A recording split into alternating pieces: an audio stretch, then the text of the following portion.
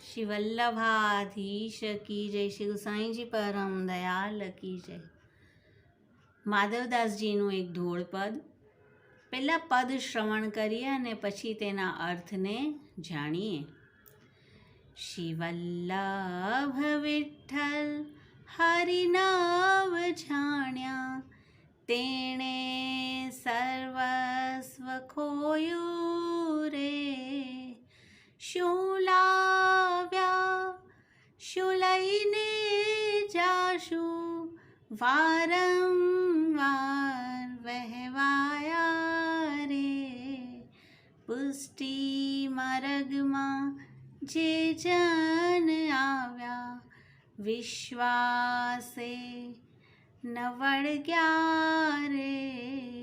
સાધન સર્વે છૂટી જાશે, હરિથી રહેશે અળગા રે। સેવાનું ફલ સેવા થાશે, ઋતુ પ્રમાણે મેવા રે।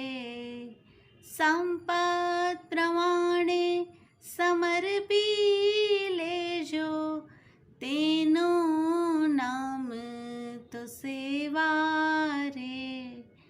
સેવા કરશે ને પાખંડ ધરશે, તે અથડાતા મરશે રે। ભાવ વિનાશે ભક્તિ કરશે, તે પથ્થર કેમ તરશે રે। મીઠું બોલે ને આચરણ ખોટા, તેને તો ખલ કહીએ રે। માધવદાસ તો એટલું માંગે, તેનો સંગ નવ કરીએ રે। શ્રી વલ્લભ વિઠ્ઠલ હરિનામ જાણ્યા, તેણે સર્વસ્વ ખોયું રે। ધોળપદમાં માધવદાસજી બતાવી રહ્યા છે કે જેણે શ્રી વલ્લભ શ્રી વિઠ્ઠલને હરિ એટલે કે પૂર્ણ પુરુષોત્તમ નથી જાણ્યા, તેણે તો સર્વસ્વ ખોયું। શું લાવ્યા શું લઈને જશો? જ્યારે આપણે પુષ્ટિ જીવ તરીકે અહીંયા આવ્યા અને એક છોટી સી ગાંઠી આપણી હતી, પણ જ્યારે અહીંયા આવ્યા અને એવા આપણે આગળ વધવાને બદલે અહીંયા કોઈના દોષ જોયા, નિંદા કરી, દ્વેષ કર્યો, તો માનો એ ભાવરૂપી ગાંઠીને આપણે ખોઈ બેસશું અને શું લઈને જશું? વારંવાર વહેવાયા રે, ફરીથી જન્મ મરણના ચક્રમાં આપણે ફરવું પડશે। પુષ્ટિ માર્ગમાં જે જન આવ્યા, યદિ પુષ્ટિ માર્ગમાં આવ્યા છે, ભલે આપણી કોઈ પાત્રતા હોય કે ન હોય, પણ વિશ્વાસે ન વળગ્યા રે। વિશ્વાસ સૌથી મોટી વસ્તુ છે। તો સાધન સર્વે છૂટી જશે, તે જીવના બધા જ સાધન છૂટી જશે। અને સાધન એટલે શું છે? ભગવત સેવા, તે જ તો આપણું સૌથી મોટું સાધન છે। હરિથી રહેશે અળગા રે। દામોદરદાસ સંભલવાળાના પત્ની કે જ્યારે દાસી કહે છે કે મેં વા ડાકોતિયા સો પૂછી આવ કે બેટા હોયગો કે બેટી હોયગી, અને વાને વાકો બરજી નાહી, તો મ્લેચ્છ પુત્ર થયો છે। અને પછી ભગવત સેવા બી છૂટી ગઈ અને હરિથી દૂર રહ્યા છે। સેવાનું ફલ સેવા થશે। આપણા માર્ગમાં તો સાધનરૂપી પણ સેવા છે અને ફલરૂપી પણ સેવા જ છે। ઋતુ પ્રમાણે મેવા રે, પણ એક ઋતુમાં આપણે કંઈ પણ કરી રહ્યા હશું શ્રી ઠાકોરજીના મનોરથ, અને શ્રી ઠાકોરજી તેમાંથી આપણો પ્રવેશ ક્યાં? મેવા એટલે ફલ, એટલે કે બીજા કોઈ ફલનું પણ આપણને દાન કરી દેશે। જેવી રીતે એક કીર્તન છે, मैया मैं तो चंद खिलौना ले हूँ, અને આજે લાલન ચંદ ખિલોનાનું મૈયાને માંગી રહ્યા છે, જીદ કરી રહ્યા છે, મૈયા સમજાવી રહ્યા છે. તો કીર્તનમાં આગળ આગળ મૈયા કહે છે, તેરી સૌહ મેરી સુન મૈયા अब ही बियाहन जई हों सूरदास वै कुटिल बराती गीत सुमंगल गई हों चंद खिलौना लेहूं. તો બાલ લીલાનું પદ છે. ઠાકોરજી ખિલોના ચંદ ખિલોના માટે મૈયાને કહી રહ્યા છે, પણ ઋતુ ફરી ગઈ.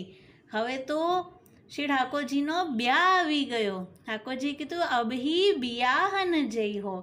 અને સુરદાસજી આપણા જેવા બધાને લઈને, ચાહે પાત્રતા હોય ન હોય, બધાને બરાતી બનાવીને શ્રી ઠાકોરજીના બ્યાહમાં સંમેલિત કર્યા. તો એક ઋતુ ચાલી રહી હતી બાલ લીલાની, પણ એમાંથી પ્રવેશ કરાવી દીધો શ્રી ઠાકોરજીના વિવાહ ખેલમાં.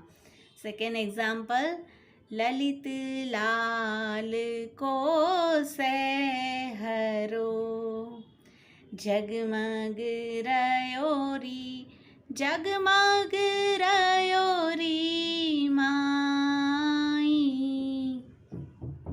નવ દુલ્હની રાધિકા दूल्हे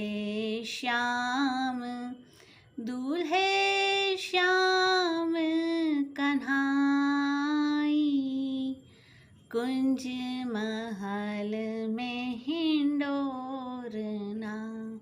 શ્રી ઠાકોરજીનો સહેરોનું એટલે કે બ્યાહનું પદ છે. અને યુગલ સ્વરૂપ જેના હમણાં જ બ્યાહ થયા છે એને સખીઓ લઈને કુંજ મહેલના હિંડોરામાં ઝુલાવી રહ્યા છે. મીન્સ કે એક ઋતુ ચાલી રહી હતી બ્યાહની, અને તેમાંથી પ્રવેશ કરાવી દીધો હિંડોરામાં. તો અલગ અલગ ઋતુમાં અલગ અલગ ફલનું શ્રી ઠાકોરજી દાન કરી જ દેશે. સંપત પ્રમાણે સમર્પી લેજો, જોજો બરાબર કે તમારું મન, તમારો દેહ, ઘરના બધા દૈવી છે કે નહીં, શ્રી ઠાકોરજીને લાયક હોય તેનું સમર્પણ કરજો. બધાને પકડીને કે જીદ કરીને શ્રી ઠાકોરજીમાં પ્રવૃત્ત નહીં કરતા. સેવા કરશે ને પાખંડ ધરશે તે અથડાતા મરશે રે. એક શેઠ કે જે હંમેશા શ્રી ગુસાईजीને કહેતા, મેરી बहुत इच्छा है ब्रज में जाइवे की, पर હું કહા કરું. અને એમ કરતાં બેટા થયો, તેનો બ્યાહ થયો, તેને ત્યાં બેટા થયો, દેહ છૂટી ગયો, સર્પ બન્યા છે, બીજા જન્મમાં શ્વાન અને પછી કીડા બન્યા છે. પછી ગુસાઈજી તેમને લઈને, બ્રજવાસી તેમને લઈને શ્રી ગુસાઈજી પાસે ગયા અને યમુનાજીમાં પુનઃ પ્રાપ્ત કરાવ્યા છે. મીઠું બોલે ને આચરણ ખોટા તેને તો ખલ કહીએ. મીઠું બોલે કે મારો તો બહુ ભાવ છે, મારે તો સેવા કરવી છે, એક બન્યા કે જે હંમેશા શ્રીજીના સ્વરૂપના વખાણ કરતા. આજે તો શ્રીજીનું કેટલું સુંદર સ્વરૂપ લાગી રહ્યું છે, અને સુરદાસજી કહે છે આજે નહીં, તે પૂરા જન્મારામાં શ્રીજીના દર્શન નથી કર્યા. તો સુરદાસજી તેને પણ શરણે લાવે છે. તો અહીંયા કહે છે માધવદાસ તો એટલું માંગે તેનો સંગ ન કરીએ રે. મીન્સ કે કોઈ ભગવદીય ચાહે કદાચ ન મળે, પણ જો કોઈ વંચકનો સંગ થઈ ગયો, તો જેમ કૃષ્ણદાસ હંમેશા કહેતા કે જે ભાવની ગાંઠી આપણે લઈને આવ્યા છે અને જશું ત્યારે તેમાંથી ગાંઠી નાની નાની ન થઈ જાય, જુઓ તે ગાંઠી ખુલી ન જાય, આપણો ભાવ જતો ન રહે. તો તેવા સંગ ન કરીએ અને શ્રી વલ્લભને, શ્રી વિઠ્ઠલને હરિ કરીને જાણીએ, જેથી કરીને આપણું સર્વસ્વ એવું ધન આપણા શ્રી ઠાકોરજીને આપણે ખોઈ ન બેસીએ. શ્રી વલ્લભાધીશ કી જય, શ્રી ગુસાઈજી પરમ દયાલ કી જય, શ્રી ગોવર્ધન નાથ કી જય.